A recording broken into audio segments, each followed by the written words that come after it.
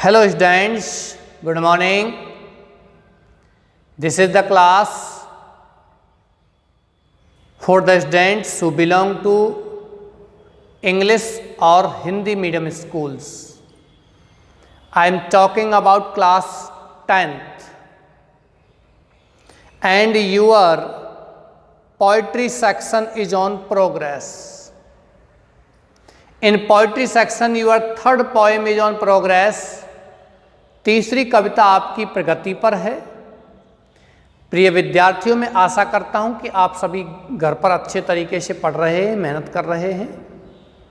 विद्यालय भी खुलेंगे, समय लगेगा, निश्चित रूप से समय लगेगा।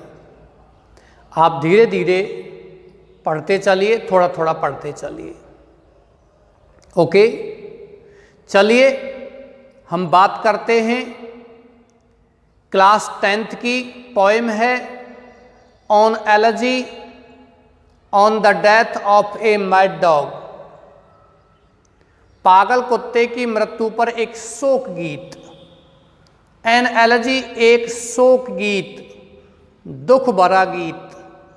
ऑन द डेथ माने मृत्यु पर, ऑफ ए मैड डॉग एक पागल कुत्ते की। प्यारे बच्चों, ये कविता composed by Oliver Goldsmith. Oliver Goldsmith के द्वारा ये कविता लिखी गई है। इस कविता में उस समय की राज व्यवस्था, राजनेताओं, पाखंडियों, बाह्य आडंबर रखने वाले व्यक्तियों पर एक व्यंग किया गया है। किस प्रकार से आडंबरपूर्ण व्यक्ति होते हैं जो चीज़ों का दिखावा करते हैं। बाहर से उनका पहनावा, उनका शक्ल सूरत, उनकी बातें अलग ही प्रकार की होती हैं और अंदर से वो अलग प्रकार के होते हैं। इस कविता में तो ऐसे लोगों को जहरीले लोग कहा गया है। प्यारे बच्चों, इस कविता में भी यही है कि एक व्यक्ति होता है, वो व्यक्ति बहुत ही शानदार तरीके से जीवन यापन करता है, बहुत ही भला आदमी होता है लोगों की नज़रों में। फिलहाल तो आप उसको भला आदमी समझिए, हम कविता को पढ़ाते हैं तब तक। बहुत ही भला आदमी होता है, शानदार कपड़े पहनता है। जब कभी भी वो भोजन करता है तो वो भूखे लोगों को भोजन खिलाता है। जब कभी वह कपड़े पहनता है तो बिना वस्त्र वाले लोगों को, या कह सकते हैं नंगे लोगों को, वो कपड़े भी पहनाता था। वो बहुत ही गॉडली रेस प्रजाति का था। गॉडली रेस का मतलब भगवान की प्रजाति। भगवान की प्रजाति का मतलब जो ईश्वर की आराधना करते हैं, भक्त था। उसका बड़ा नाम था पूरे शहर में। एक दिन उसने क्या किया, एक कुत्ता उसको मिल गया। दोनों में दोस्ती हो गई। कुत्ते में और भले आदमी में दोस्ती हो गई। उनकी दोस्ती आगे चलती रही, चलती रही। एक दिन क्या हुआ, किसी बात पर कुत्ते में और उस आदमी में झगड़ा हो गया। दोनों में झगड़ा हो गया तो वो कुत्ता पागल हो गया। उसने उस आदमी को काट खाया। इतना भला आदमी, कुत्ते ने उसे काट खाया। लोगों ने प्रतिक्रियाएं व्यक्त की, लोगों ने उस कुत्ते को भला बुरा कहा। लेकिन कहीं ना कहीं ये बात थी कि किसी ना किसी कारण से कुत्ते ने उस आदमी को काटा था। कोई ना कोई कारण तो होगा, लेकिन लोग तो उस कुत्ते को कोसेंगे। क्यों? क्योंकि वो आदमी तो बहुत ही भला था। इतना भला आदमी नंगे भूखे लोगों को भोजन और वस्त्र देता था। इतना जो भक्त आदमी, ईश्वर की आराधना करने वाला आदमी, और ऐसे भले आदमी को उस कुत्ते ने काट खाया, ये तो गलत है। ऐसी स्थिति में लोग कयास लगाने लगे, अब क्या होगा, अब ये आदमी बचेगा नहीं, ये कुत्ता पागल हो गया है, ये आदमी मर जाएगा। लोग इस तरह का कयास लगा रहे थे, लेकिन कयास लगाते लगाते, अनुमान लगाते लगाते हुआ ऐसा, वो आदमी जिसको कुत्ते ने काटा था वो आदमी बच गया, लेकिन कुत्ता मर गया। क्या कहते हो इस बात को? इस बात को ये कहते हैं कि कुत्ते में जितने भयानक कीटाणु थे वो कुछ भी नहीं बिगाड़ पाए उस आदमी का, लेकिन उस आदमी के अंदर जो जहर भरा हुआ था, जो बुराइयां भरी हुई थीं, लोगों को उसने अंदर ही अंदर परेशान किया था, उस जहर ने बेचारे कुत्ते को ही मार डाला। यदि हम बात करते हैं तो समझिए वो भला आदमी कोई राजनेता था और वो व्यक्ति, वो कुत्ता एक आम आदमी था। जब वह आम आदमी था, राजनीति में वोट पाने के लिए उस आम आदमी से, उस कुत्ते से, उस भले आदमी ने, राजनेता ने दोस्ती कर ली, लेकिन जो ही समय गुजरता गया उसकी दोस्ती समाप्त होती गई, यानी कि वो बड़ा आदमी बन गया।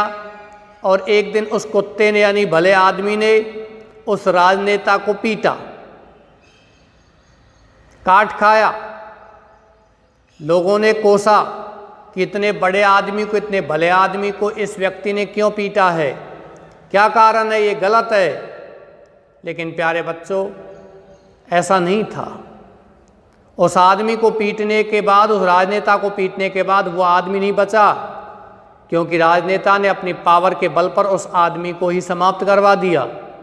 कहने का मतलब इस कविता में यही दिया गया है कि किस प्रकार से एक आम आदमी होता है, वो अपना जीवन किस प्रकार से जीता है। उस समय की राजनीतिक परिस्थितियों और पाखंड आडंबरों से लिप्त हमारे समाज को आईना दिखाने के लिए कविता लिखी गई थी। चलिए हम इस कविता का रेसिटेशन करते हैं सबसे पहले, उसके बाद एक्सप्लेनेशन भी करेंगे।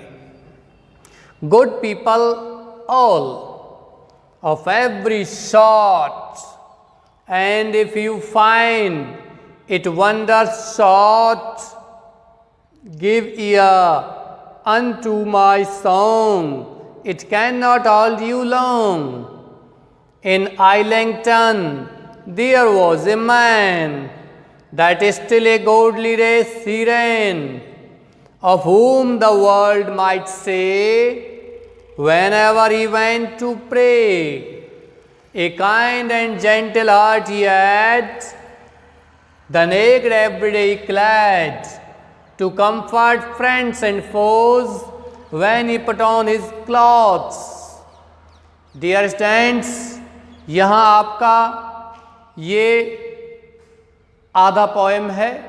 आधी पोएम आपकी नेक्स्ट क्लास में, नेक्स्ट वीडियो में होगी, क्योंकि एक ही क्लास में इतनी बड़ी पोएम नहीं कंप्लीट हो सकती। ये आधे से भी थोड़ी कम पोएम है। 3 स्टेंजा हैं आपकी, 4-5 स्टेंजा और दी गई हैं, उनको अपन एक साथ ले लेंगे।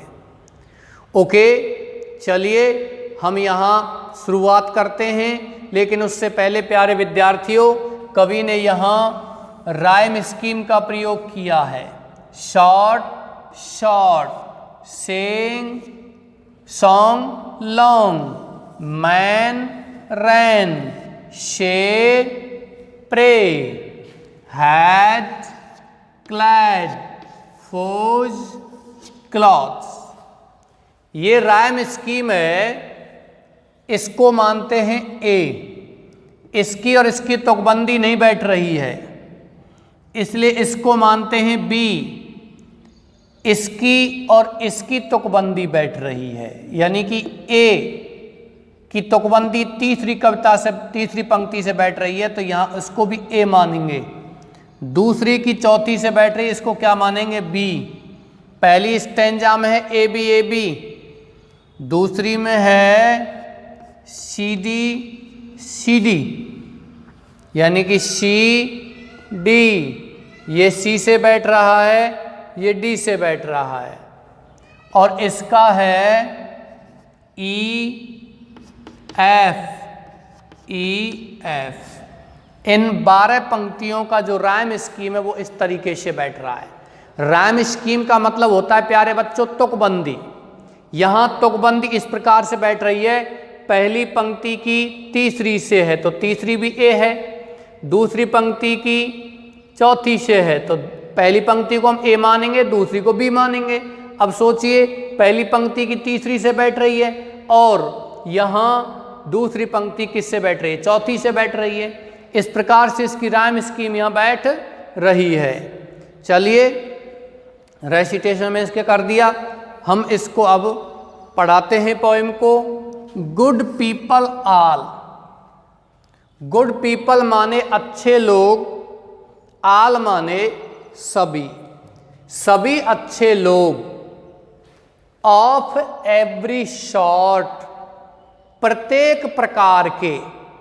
ऑफ माने के, एवरी माने प्रत्येक, शॉर्ट माने प्रकार।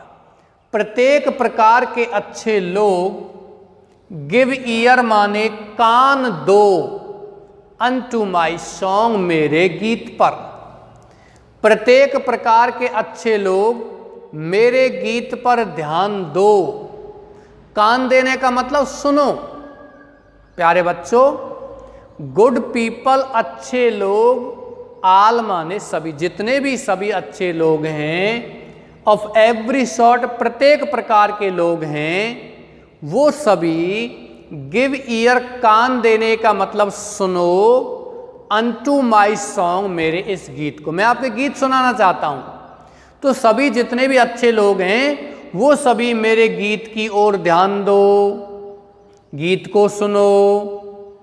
And if you find it wondrous sort, and और इफ यदि, यू फाइंड तुम पाते हो, तुम्हें लगता है, इट माने यह गीत, वंडरस माने आश्चर्यजनक, शॉर्ट माने थोड़ा सा भी। तुमको ये मेरा गीत थोड़ा सा भी आश्चर्यजनक लगता है। इट कैन नॉट होल्ड, तो यह गीत नहीं पकड़े रख सकता है, नहीं रोके रख सकता है। यू माने तुम्हें, लॉन्ग माने लंबे समय तक। प्यारे बच्चों, क्या बताया गया है कि सभी अच्छे लोग मेरे इस गीत की ओर ध्यान दो, मेरे इस गीत को सुनो। यदि तुम्हें ये गीत थोड़ा सा भी आश्चर्यजनक प्रतीत होता है, आश्चर्यजनक लगता है, it can not hold you, तो ये गीत तुम्हें नहीं रोक सकता है। लॉन्ग माने लंबे समय तक, अधिक समय तक, ज्यादा समय तक ये गीत तुम्हें पकड़े नहीं रख सकता है, ये गीत तुम्हें रोके नहीं रख सकता है यदि इस गीत में कुछ भी नहीं है तो। लेकिन मैं कहता हूं निश्चित रूप से गीत आश्चर्यजनक है, ये तुमको रोक के ही रखेगा। चलिए नेक्स्ट स्टेंजा की बात करते हैं। इन आइलेंगटन, आइलेंगटन कस्बे में, देयर वॉज ए मैन, एक आदमी था, ऑफ हुम, जिसके बारे में, द वर्ल्ड माने संसार, समाज, माइट से माने कह सकता था, दैट स्टिल की अभी भी, गॉडली माने भगवान की, रेस माने प्रजाति से, ही रेन वह संबंध रखता था। यह दौड़ता था नहीं, भगवान की प्रजाति से संबंध रखने का मतलब है वो अब भी भगवान के प्रति, या कह सकते हो वो अब भी भगवान के प्रति अपनी आस्था रखता था, भगवान की आराधना करता था। रोजाना वो चर्च जाता था और भगवान की आराधना करता था। यानी ऐसी प्रजाति का आदमी था जो भक्त प्रजाति कहलाती है, यानी कि ईश्वर की प्रजाति जो कहलाती है, यानी कि ईश्वर में विश्वास रखने वाले, ईश्वर की पूजा पाठ करने वाले, यानी कि चर्च से संबंधित, ईश्वर की दिन रात सेवा करने से संबंधित वो व्यक्ति था। वह नेवर जब कभी भी ही वेंट वह जाता था टू प्रे माने प्रार्थना करने।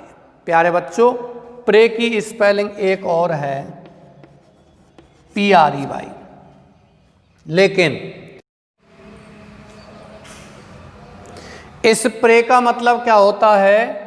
शिकार, और इसका मतलब क्या होता है? प्रार्थना। तो यहां हम बात करते हैं, इसका मतलब शिकार, इसका मतलब प्रार्थना। इन आइलेंगटन कस्बे में देयर वॉज ए मैन, एक आदमी था, ऑफ हुम जिसके बारे में द वर्ल्ड माइट से, संसार कह सकता था, that still a godly race ran, कि वो अभी भी एक भगवान की प्रजाति से संबंध रखता था। Whenever he went to pray, whenever माने जब कभी भी, ही वेंट वह जाता था, टू प्रे माने क्या करने? प्रार्थना करने। ये आपकी 2 स्टैंजा समाप्त हो चुकी हैं। चलिए तीसरी स्टैंजा की बात करते हैं। प्यारे बच्चों, वैसे कविता को अपन रिसाइट करते हैं तो ध्यान रखिए, जहाँ तुकबंदी बैठती है उनको हम इस प्रकार से रिसाइट करते हैं, जैसे कि a kind and gentle heart he had, a kind and gentle heart he had, the naked every day he clad, to comfort friends and foes when he put on his clothes। ये जिस कविता में पीछे तुकबंदी बैठी हुई है हम उसी को पहले लेते हैं। चलिए, ए kind and gentle heart, a kind माने एक दयालु, एंड जेंटल माने सज्जन कोमल, हार्ट माने हृदय, ही हैड माने वह रखता था। उसका हृदय कैसा था? सज्जन था, और कोमल हृदय उसका था। किसका? उस आदमी का। कौन से आदमी का? जो आइलेंगटन कस्बे में रहता था, आइलेंगटन नामक नगर में रहता था, और जिसके बारे में लोग कहते थे कि वह एक ईश्वर की प्रजाति का व्यक्ति था। ईश्वर का प्रतिनिधि मानते थे उसको लोग, ईश्वर की ही बातें करता था, धार्मिक प्रवृत्ति का व्यक्ति था, धर्म से संबंधित ही बातें करता था, ऐसा लोग मानते थे। वहन एवर जब कभी भी ही वेंट टू प्रे, वह प्रार्थना करने जाता था, तो वो केवल धार्मिक प्रवृत्ति या धर्म की ही बातें करता था। टू कंफोर्ट फ्रेंड्स एंड फोज, कैसा आदमी था वो? एक सज्जन और कोमल हृदय वाला व्यक्ति था। टू कंफोर्ट, और आराम देने के लिए, फ्रेंड्स एंड फोज, किनको?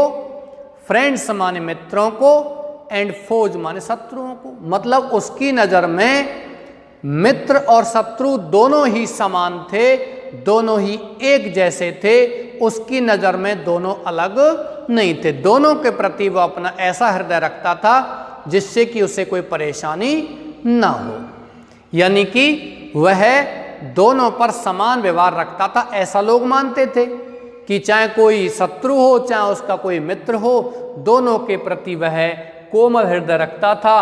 और कंफोर्ट, दोनों को वो कंफोर्ट माने आराम देने वाला व्यक्ति था, दोनों के प्रति सहानुभूति प्रकट करने वाला वो व्यक्ति था। The naked every day, the naked माने बिना वस्त्र वाले लोगों को, ऐसे लोग जो वस्त्र नहीं पहनते, जिनके पास कपड़े नहीं हैं। वैसे नेक मन होता है नंगा। नेक मन क्या होता है? नंगा, बेयर, खाली, यानी जिसके पास कपड़े नहीं हैं, बिल्कुल गरीब, इतना गरीब जिसके पास कपड़े भी नहीं हैं, उसकी बात करते हैं। द नेक्ड माने नंगे लोगों को, यानी कि भूखे लोगों को, नंगे लोगों को जिसके पास वस्त्र नहीं है। एवरीडे, रोजाना, ही क्लैड माने वह वस्त्र पहनाता था। क्लैड माने क्या होता है? कपड़े कह सकते हो, वस्त्र कह सकते हो, लबादा, एक ऊपर से यहाँ से लेकर के नीचे तक एक ही वस्त्र होता है, उसको हम क्लैड बोलते हैं, उसको हम लबादा बोलते हैं। ओके, द नेक्ड मान नंगे लोगों को, एवरीडे माने रोजाना, ही माने वह, क्लैड माने क्या पहनाता था, वस्त्र पहनाता था। कैसे लोगों को, गरीब लोगों को। वह जब ही पुट ऑन वह पहनता था, हिज क्लॉथ्स माने अपने कपड़ों को, जब कभी भी वह अपने कपड़ों को पहनता था उस समय वो नंगे लोगों को कपड़े पहनाता था, यानी कि वो रोजाना कुछ ना कुछ दान भी किया करता था। कौन सा आदमी, आइलैंगटन में रहने वाला आदमी। प्यारे बच्चों, मैं अब जल्दी से बहुत ही तेजी से आपको ये पोएम पुनः करवाता हूँ कि सभी अच्छे लोग इस नगर में, इस संसार में रहने वाले सभी अच्छे लोगों को मैं कहता हूँ कि आप सभी मेरे इस गीत को सुनो, मेरे इस गीत की ओर ध्यान दो, और यदि ये गीत थोड़ा सा भी आश्चर्यजनक नहीं लगता है, ये थोड़ा सा भी आपको बुरा लगता है, तो ये गीत तुम्हें लंबे समय तक नहीं रोक सकता। आइलैंगटन कस्बे में एक आदमी रहता था जिसके बारे में लोग कहते थे कि वो बहुत ही धार्मिक प्रवृत्ति का आदमी था। जब कभी वह प्रार्थना करने जाता था, और वह एक कोमल और सज्जन हृदय रखता था, एक अच्छा हृदय रखता था, सभी के लिए सांत्वना देने के लिए, सभी को आराम देने के लिए, चाहे वो उसके मित्र हों चाहे उसके वो शत्रु हों, सभी के लिए वो समान व्यवहार रखता था। The naked every day, the naked मन नंगे लोगों को, भूखे लोगों को, एवरीडे रोजाना, ही क्लैड वह वस्त्र पहनाता था, when he put on his clothes जब वह स्वयं अपने कपड़ों को पहनता था, जब वह स्वयं अपने वस्त्रों को पहनता था तो वह अपने सगे संबंधियों को या अपने शत्रुओं को भी, अपने मित्रों को भी सहानुभूतिपूर्ण बात करते हुए, विचार करते हुए वह सभी को कपड़े पहनाता था जिनके पास कपड़े नहीं हैं, गरीब लोगों को वो सहायता करता था। प्यारे बच्चों, ये आपकी पोएम यहाँ कंप्लीट हो चुकी है, यानी कि आधी पोएम कंप्लीट हो चुकी है। आधी पोएम आपके नेक्स्ट, उसमें पोएम आपको उतारनी नहीं है, क्वेश्चन आंसर और उसके जो व्याख्या होती हैं वो आपको उतारनी होती हैं, वो आपको कॉपी करनी होती हैं। चलिए, मैं आशा करता हूँ आप सभी अच्छे तरीके से पढ़ रहे हैं। मेहनत कीजिए, आगे बढ़िए, धीरे धीरे अपने लक्ष्य की ओर चलते रहिए। ओके, 2 पोएम आपकी कंप्लीट हो चुकी हैं, तीसरी पोएम भी आपको नेक्स्ट क्लास में कंप्लीट हो जाएगी। ओके डियर्स, और अगली जो पोएम है मैं कोशिश करूँगा अगली पोएम को बोर्ड पर पूरी पोएम को मैं लिखूँ, हालांकि ये बड़ी पोएम है आपकी क्लास में। चलिए, इसी के साथ मैं इस क्लास को समाप्त करता हूँ। Thank you.